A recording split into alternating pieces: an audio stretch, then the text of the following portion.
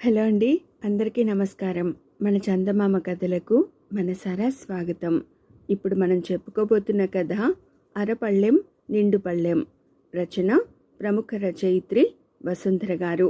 ఈ కథ జూన్ 2003 చందమామలో ప్రచురించబడిందండి. ఇక కథలోకి వెళ్దామా? సూరయ్య అనేవాడు కాయ కష్టం చేసుకుని బ్రతుకుతున్నాడు. రెక్కలు ముక్కలు చేసుకున్నా రోజుకు 5 రూపాయలు దొరకడమే గగనంగా ఉండడం వల్ల వాడి సంపాదన తిండికే చాలడం లేదు.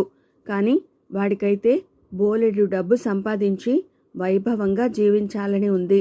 ఇలా ఉండగా ఆ ఊళ్ళోని రంగనాథం అనే శ్రీమంతుడి భార్య సావిత్రికి ఉన్నట్లుండి పెద్ద జబ్బు చేసింది. సమయానికి రంగనాథం కొడుకు కోడలు ఊళ్ళో లేరు. ఇద్దరూ ఏదో మొక్కు తీర్చుకునేందుకు కాశీ వెళ్లారు. 6 వారాల దాకా రారు. రంగనాథం వైద్యుణ్ణి పిలిపిస్తే ఆయన సావిత్రి నాడి చూసి పెద్దగా కంగారు పడాల్సిందేమీ లేదు, మందు పుచ్చుకుంటే 2 రోజుల్లో జబ్బు తగ్గిపోతుంది. అయితే ఆ తర్వాత 2 మాసాల పాటు ఈమె పూర్తి విశ్రాంతి తీసుకోవాలి, ఏ పని చేయకూడదు అని రంగనాథానికి చెప్పి మందిచ్చి వెళ్ళాడు. అప్పుడు రంగనాథం సూరయ్యకు కబురు చేసి ఇంట్లో తిండి పెట్టి రోజుకు 5 రూపాయలు ఇస్తానని, తన ఇంట్లో వంటతో సహా అన్ని పనులు చేసి పెట్టాలని చెప్పాడు. సూరయ్య తనకు వంట రాదంటే సావిత్రి దగ్గరుండి అన్నీ నేర్పిస్తుందని హామీ ఇచ్చాడు రంగనాథం. సూరయ్య సరేనని ఆయన ఇంట్లో పనికి చేరాడు. సూరయ్య చలాకీ మనిషి. ఏ పని చెప్పినా ఇట్టే చేసేవాడు. వంట కూడా వాడికి తొందరగానే వచ్చేసింది. సావిత్రి వాణ్ణి మెచ్చుకుని, ఆడపిల్లలకు కూడా ఇంత తొందరగా వంట రాదు, నువ్వు చాలా తెలివైన వాడివి, నీకు పని దృష్టి ఎక్కువ, తప్పక వృద్ధిలోకి వస్తావు అన్నది. సూరయ్య వంటను రంగనాథం కూడా మెచ్చుకునేవాడు. ముఖ్యంగా వాడెప్పుడైనా పులిహోర చేస్తే దాని రుచి అపురూపంగా ఉండేది. అలాంటి పులిహోర తామెప్పుడూ తినలేదని దంపతులిద్దరూ అబ్బురపడితే, ఏమోనండి, నాకు తెలియదు, పులిహోర చేయడం నేను ఈ ఇంట్లోనే నేర్చుకున్నాను అనేవాడు సూరయ్య. అలా 6 వారాలు ఇట్టే గడిచిపోయాయి. రంగనాథం కొడుకు కోడలు కాశీ నుంచి తిరిగొచ్చారు. ఇక ఆ ఇంట్లో సూరయ్య అవసరం లేదు. అందుకు సూరయ్య దిగులు పడి, మీ ఇంట్లో నాకెంతో సుఖంగా ఉంది, నాకిచ్చే జీతం మీకేమీ ఎక్కువ కాదు, కలకాలం నన్ను మీ ఇంట్లోనే ఉంచుకోండి, నమ్మకంగా పనిచేస్తాను అన్నాడు. రంగనాథం నవ్వి, మా అబ్బాయి బయట పనులు చూస్తే నేను ఇంట్లో ఉంటాను, కోడలు వంట పని చూసుకుంటుంది, మిగతా పనులు చేయడానికి నెలకు 25 రూపాయలు ఇస్తే పనివాళ్లు దొరుకుతారు. అలాంటప్పుడు ఇంత జీతం ఇచ్చి నిన్నెలా ఉంచుకుంటాం? ఎంత శ్రీమంతులకైనా అనవసరపు ఖర్చులు తగ్గించుకుంటేనే ఆస్తి నిలబడుతుంది.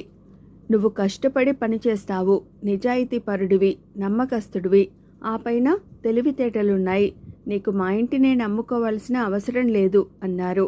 అయినా సూరయ్య దిగులు పోలేదు.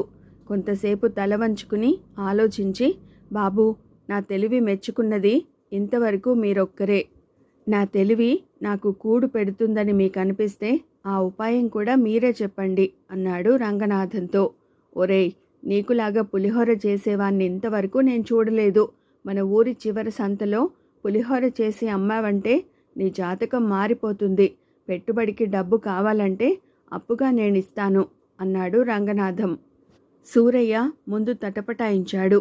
కానీ రంగనాథం మరీ చెప్పడంతో వాడికి ధైర్యం వచ్చింది. ఆ తర్వాత 2 రోజుల్లోనే పులిహోర వ్యాపారం ప్రారంభించాడు. వాడి వ్యాపారం బాగా సాగుతూ మంచి లాభాలు తెచ్చిపెడుతున్నది. అలా 1 నెల రోజులు గడిచాక వాడు ఉత్సాహం కొద్దీ రంగనాథానికి చిన్న కానుకను తీసుకుని వెళ్ళి కృతజ్ఞతగా బహూకరించాడు. వ్యాపారం ఎలా ఉన్నదని రంగనాథం అడిగాడు. దానికి సూరయ్య, బాబూ, అంతా బాగానే ఉంది, కానీ ఒక్కొక్క రోజు పులిహోర పెద్ద గంగాలం నిండా చేసినా అంతా చెల్లిపోతున్నది, ఒక్కో రోజు సగం కూడా చెల్లడం లేదు, మరీ ఎక్కువ చేస్తే కాసేపటికి చల్లారిపోయిందని కొందరు కొనడం లేదు, చాలా సరుకు వృధా అయిపోతున్నది, అయినా లాభాలు వస్తున్నాయి, కానీ కొంత సరుకు వృధా కాకపోతే ఇంకా ఎక్కువ లాభంగా ఉండేది అన్నాడు. రంగనాథం దీనికి చిరాకు పడి, వ్యాపారం అంటే కొనేవాళ్లకు సదుపాయంగా ఉండాలి, నీకు కాదు, కొందరు కొద్దిగా తినడానికే ఇష్టపడతారు, నీకు నీ సాయానికి ఒక మనిషిని పెట్టుకో, అప్పటికప్పుడు అన్నం వండడానికి, పులిహోర పోపు చేయడానికి, సరుకు వేడిగా ఉండడానికి పొయ్యి సెగ ఉండేలాగా 3 పొయ్యిలు సిద్ధం చేసుకో. జనానికి ఎలా కావాలంటే అలా, ఎంత కావాలంటే అంత పులిహోర ఇస్తుండు. ఇప్పుడు పళ్ళెం ₹1/2కి అమ్ముతుంటే అరపళ్ళెం పావలాకు అమ్ము. అలా చేస్తే నీ వ్యాపారం నీకు లాభాలు తెచ్చిపెట్టడమే కాక మరికొందరికి ఉపాధి కల్పిస్తుంది అంటూ మందలించాడు. శ్రద్ధగా విన్న సూరయ్య తలాడిస్తూ, బాబూ, మీ బుర్రా గట్టిది. నా అదృష్టం కొద్దీ కొన్నాళ్ళు మీ ఇంట్లో పనిచేసే అవకాశం లభించింది. మీ సలహా తప్పకుండా పాటిస్తాను. ఇలాగే నాకు సమస్య వచ్చినప్పుడల్లా మీ వద్దకు వస్తుంటాను. తమరు సలహాలిస్తూ ఉండండి అన్నాడు రంగనాథాన్ని మెచ్చుకుంటూ.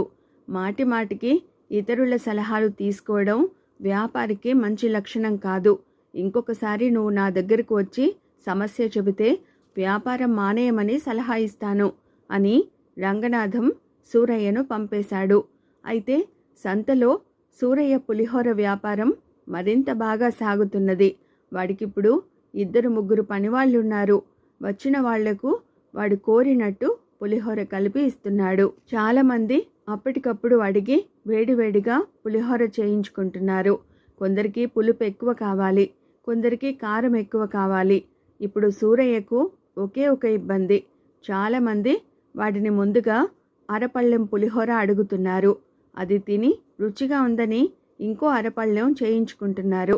సూరయ్యకు అరపళ్ళెం చేయాలన్నా పళ్ళెం నిండా చేయాలన్నా తీసుకునే సమయం ఒక్కటే.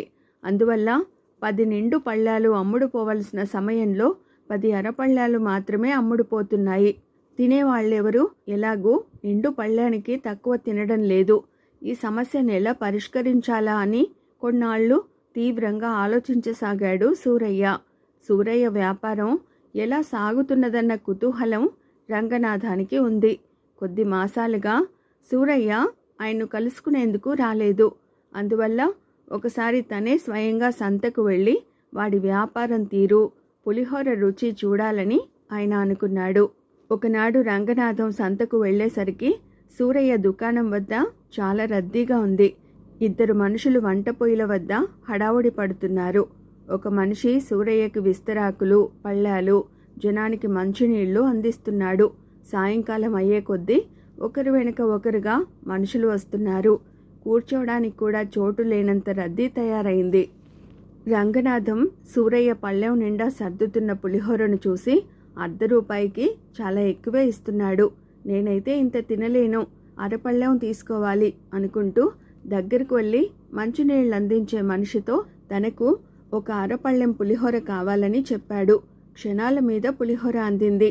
కానీ రంగనాథాన్ని ఇంకా సూరయ్య చూడలేదు. రంగనాథం పులిహోరను చూసి అది పళ్ళెం నిండుగా ఉండడం గమనించి ఆశ్చర్యపడ్డాడు. అయితే అందించిన మనిషి అది అరపళ్ళెమే అనడంతో స్థిమితపడి రుచి చూశాడు. పులిహోర అద్భుతంగా ఉంది. తనకు తెలియకుండానే ఆయన అదంతా తినేసి పావలా కాసు తీసి మంచినీళ్లు తెచ్చిన మనిషికి ఇవ్వబోతే వాడు, అయ్యా, తమరు ₹1 ఇవ్వాలి అన్నాడు. కానీ నేను అడిగింది అరపళ్ళెం కదా అన్నాడు రంగనాథం కాస్త గట్టిగా.